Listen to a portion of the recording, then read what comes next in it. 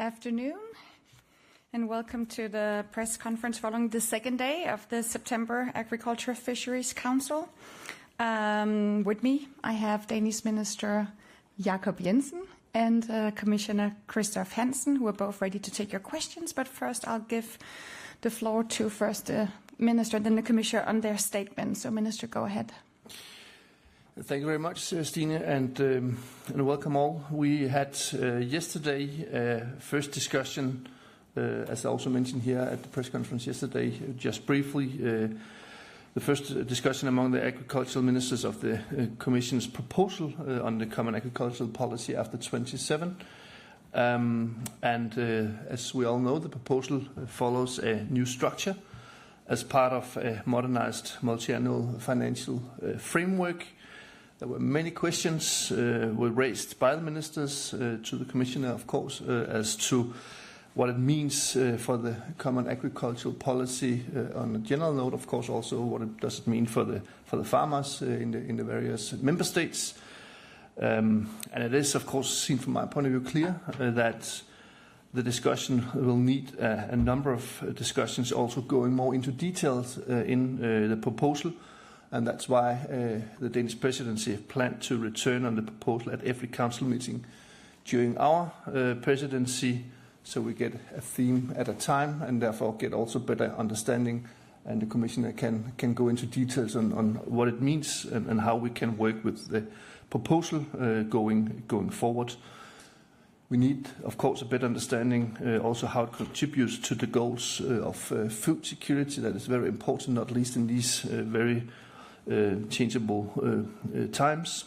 We need to see how we can work with the competitiveness of the food and agri sector as a whole, how we can work with innovation, green transition, and not least also how we can help young farmers getting into the business. So we will do our utmost from the Danish presidency to deliver on a good plan on how we can discuss these topics, and also letting the Commissioner to explain and get even more into details. And this morning we had a very good discussion on trade-related agricultural issues. The main focus of that discussion that were the consequences on the agri-food sector of the various trade agreements that goes with the Mercosur, that goes with the US and also Ukraine. We also got information that the Commission have now finalized a trade agreement with Indonesia, and I would like also here to thank the Commissioner for the efforts done there. It is very, very important for EU as a whole, EU agri-food sector as a whole, to have open trade lines. We can see just last year we had a surplus of 60 to 63 billion euros for the agri-food sector in exports.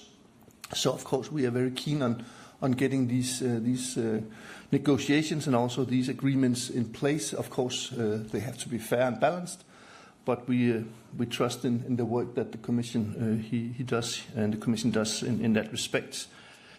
During the discussion, we also touched upon the Chinese anti-dumping duties on pig meat from the EU, and here we can also see it's very important that we assist EU farmers and the companies involved.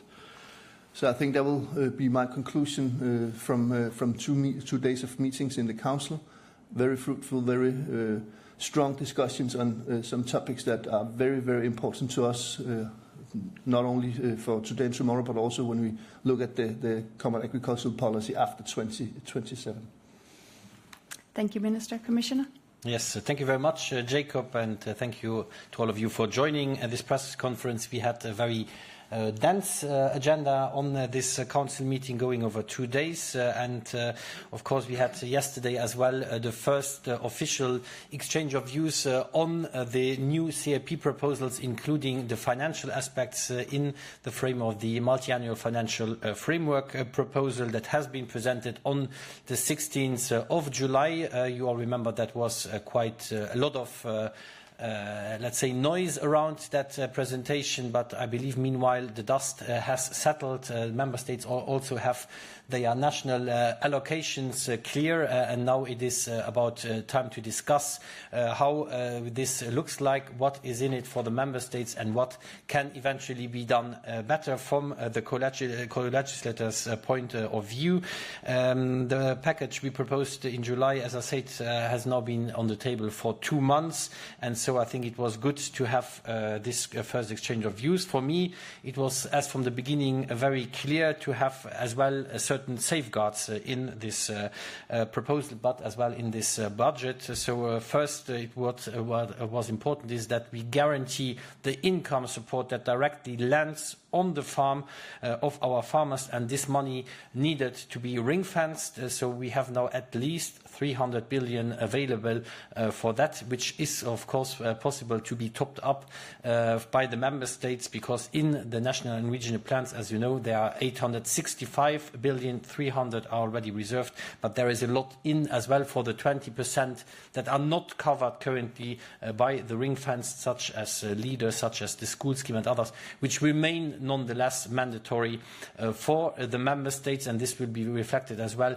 in the recommendation that the Commission will give to the member states when they develop and design their national and regional plans. The second big point and important point for me was to have a strong crisis safety net. You know, we have currently an agriculture reserve of 450 million. This amount has been doubled. We call it now Unity Safety Net, because it's not only about covering climate crisis, floods, forest fires, droughts, but as well eventually to have this safety net when there would be market turbulences. We have to be better prepared for that, because we are living in a world where as well agriculture products and food is weaponized. So we need to be better prepared in order not to allow that one or the other third countries is pulling the member states apart on that side. So this unity is very important, and that is why we proposed this 6.3 billion for the unity safety net. And then third, of course, we needed a better inflation adaptation. We had already the 2% in the last or in the current MFF frame, but we saw that, of course, due to the Russian war of aggression in Ukraine, amongst other turbulences, the inflation has been way higher than this 2% annually. So now, if it would go beyond 3%, then it would be as well adjusted at that level, and I think that was very important as well. Also, and that was the fourth point, very important for me, is that as well this money for the farmers has to be exempted from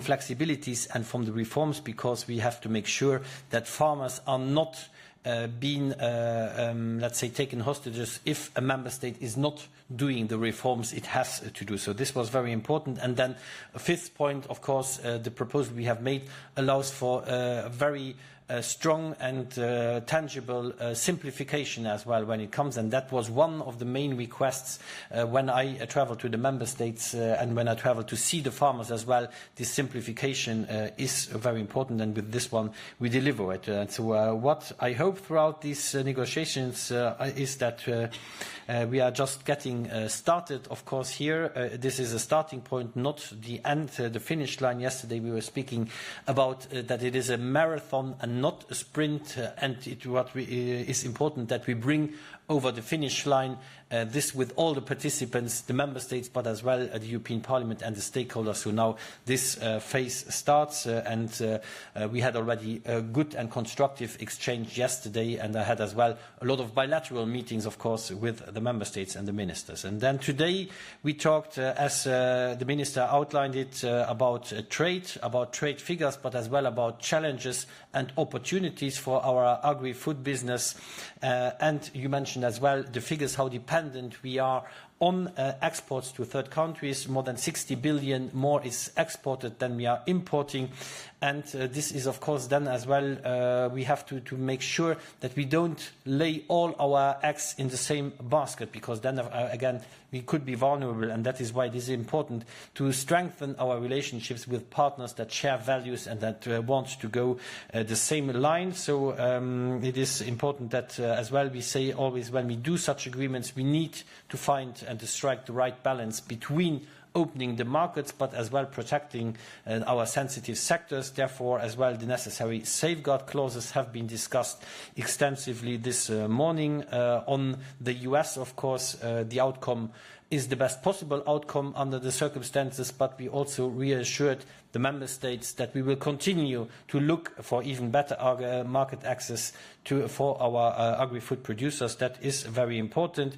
And then, of course, I said it on the Mercosur agreement, we have as well there unprecedented safeguard mechanisms that we have proposed and that will be as well finalized over the next months in order to be ready for that. And then, of course, it is good to do trade agreements, but the most important is to get our products on the ground, and that is why promotion is of such importance. And Commission President von der Leyen has announced it during her State of the Union speech that this promotion budget will be strengthened very strongly so that we have more available, because every euro you invest in promotion is multiple times paid back. So I think that is very important. So we are doing this, and my next mission will take me in about 3 weeks to Brazil. And again, like the last one we had in June to Japan, we have more applicants than seats in the delegation. So there is a huge interest from our sector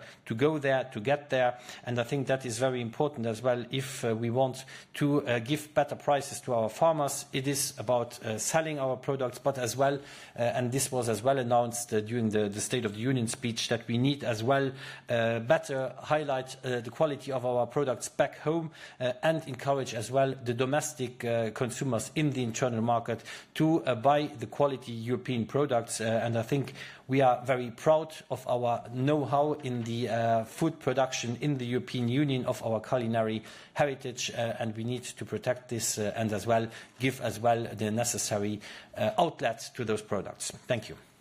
Thank you. Talking about marathons and sprints, this press conference might be a little bit more of a sprint because we have a tight schedule. So I will hurry up and open up for questions. So just please state your name, and the media will go ahead with Politico. Hi, Bartosz from Politico. I have a question for the Commissioner. Commissioner, you've repeatedly said that pesticides that are banned for use in the EU or prohibited from use in the EU should not be returning to the EU as residue. A new investigation out today finds that companies continue to export huge amounts of these pesticides to third countries, including many low and middle-income countries. What are you doing internally inside the Commission to push for an end to manufacture? The Commission made that pledge in 2020, but so far we haven't seen a proposal. Well, you have probably read the vision for the future of agriculture and food that are presented in the months of February.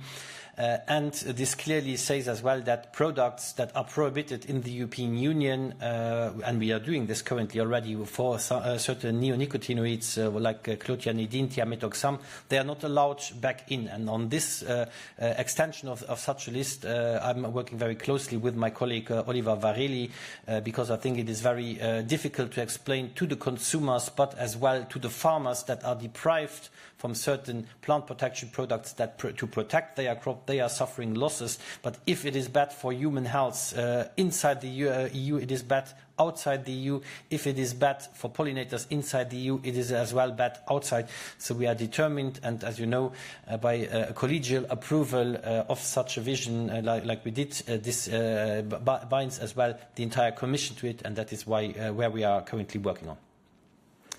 Yes, go ahead.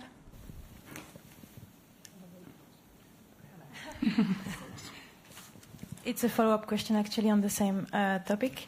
I know it's also Commissioner Varelli's file, but I would like to come back on the promise that is in the vision to assess the prevention of these pesticides banned in the EU to come back through imports. And in the call for evidence on the food safety omnibus, it's not very clear what the Commission intends to do. So my question is, will there be an impact assessment on the topic? Thanks. This is ongoing work. I suppose you have the opportunity as well to the latest state of play with my colleague Vareli. I will not preempt the ongoing work, so this is clearly in the making, but I cannot tell you at this stage if there is an additional. It depends, of course, how deep this is going to go. If it's going very deep, the impact assessment is necessary, and this will, in that sense, be done, but this is currently not determined yet.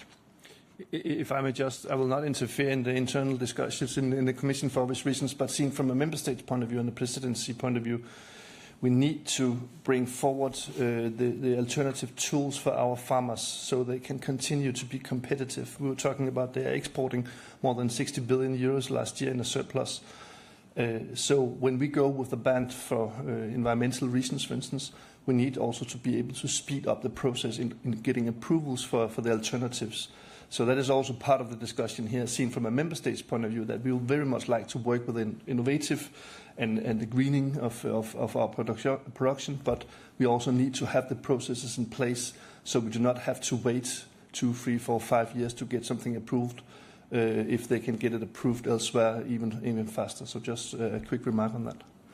Bartosz, you had another question?